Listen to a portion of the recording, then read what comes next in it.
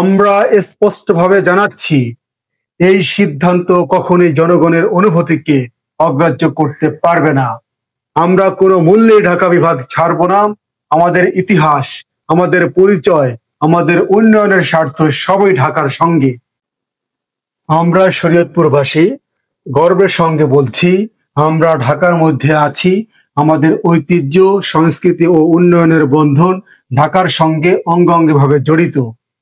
কিন্তু বর্তমানে আমাদের জেলার ফরিদপুর বিভাগের সঙ্গে অন্তর্ভুক্ত করার চেষ্টা চলছে। আমরা স্পষ্টভাবে জানাচ্ছি, এই সিদ্ধান্ত কখনোই জনগণের অনুভূতিকে অগ্রাহ্য করতে পারবে না। আমরা কোনো মূল্যে ঢাকা বিভাগ ছাড়ব না। আমাদের ইতিহাস, আমাদের পরিচয়, আমাদের উন্নয়নের স্বার্থ সবই ঢাকার সঙ্গে। শরীয়তপুর ঢাকায়, ঢাকার সঙ্গে, এটাই আমাদের দাবি। আমরা দৃঢ়, একতাবদ্ধ এবং অটল ঢাকা বিভাগের মধ্যেই থাকব। কোনো চাপ, কোনো প্রশাসনিক প্রয়াস আমাদের একজোট প্রতিবাদ থামাতে পারবে না। আমাদের প্রতিজ্ঞা, ঢাকা বিভাগ হয়েই থাকবো, ফরিদপুর নয়, কখনোই নয়।